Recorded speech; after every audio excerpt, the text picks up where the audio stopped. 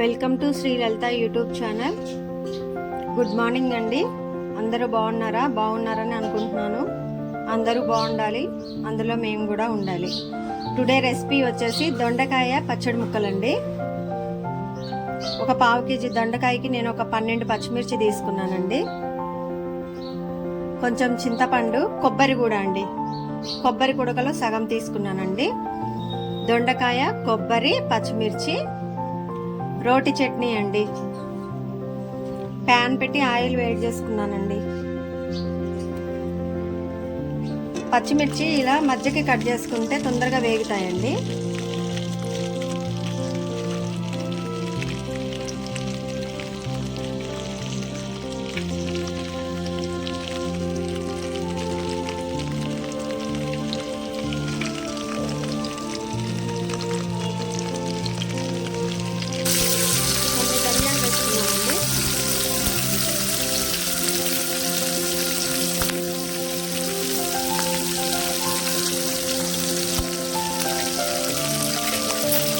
కొబ్బరి అండి,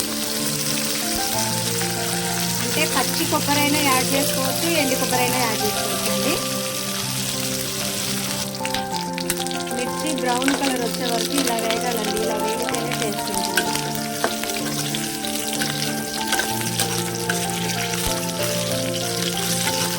ఇది తీసి వేరే బౌల్లోకి ట్రాన్స్ఫర్ చేసుకున్నాం అండి. ఆరనివ్వండి.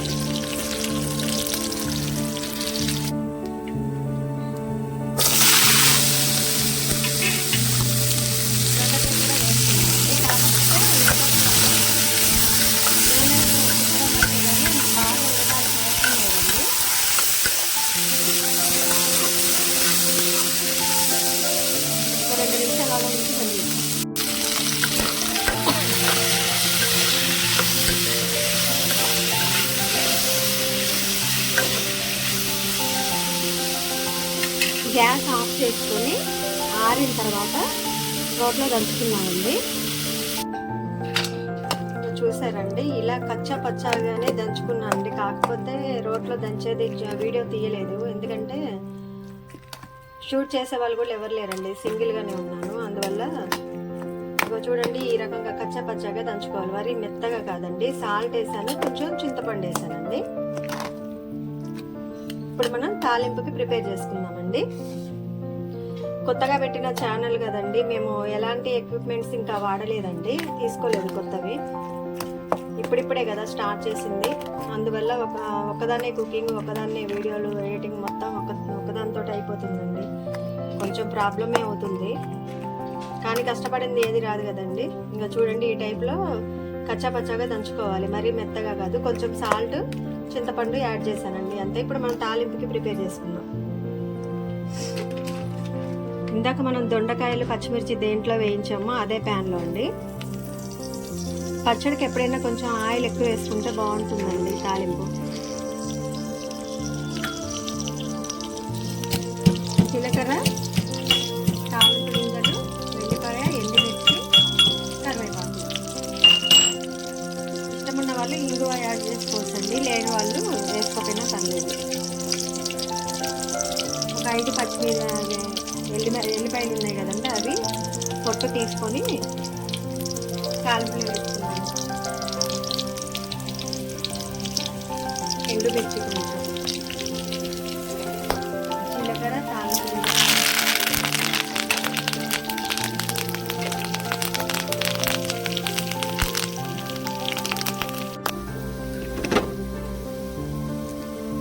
పసుపు అండి.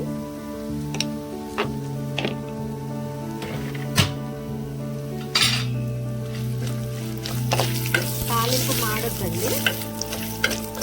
దీంట్లో ఇంగువ కూడా యాడ్ చేసుకోవచ్చు, ఇష్టం ఉంటే చేసుకోవచ్చు, లేకపోతే లేదండి. నేను ప్రతిసారి చెప్తూ ఉంటానండి, తాలింపు వేసేటప్పుడు ఖచ్చితంగా ఆయిల్ పైకి వెళ్ళకుండా మనం ఇలా కొంచెం వేసేసి మూత పెట్టుకోవాలండి.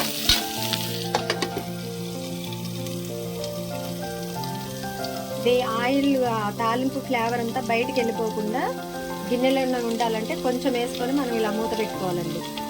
మొత్తం ఒక్కసారి వేసేసామనుకోండి, ఆయిల్ మొత్తం ఆవిరే బయటికి పోతుంది.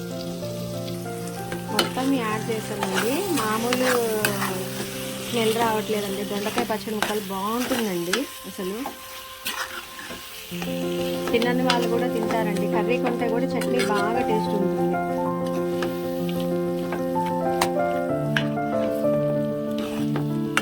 ఒక 2 నిమిషాలు ఇట్లనే ఉంచుదామండి. మొత్తం ఈ తాలింపు అంతా చట్నీకి పట్టాలి. మనం టెంపుల్స్లో ఇప్పుడు మా ఇంటి దగ్గరలోనే టెంపుల్ ఉందండి. సాటర్డే భోజనాలు కంపల్సరీ పెడతారు. దాంట్లో ఈ దొండకాయ చట్నీ మాత్రం మస్ట్ అండి.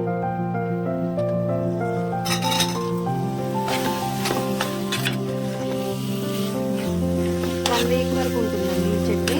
స్మెల్ రాదు, పాడవదు. అయితే దొండకాయలు మనం ఏదో లైట్గా ఒక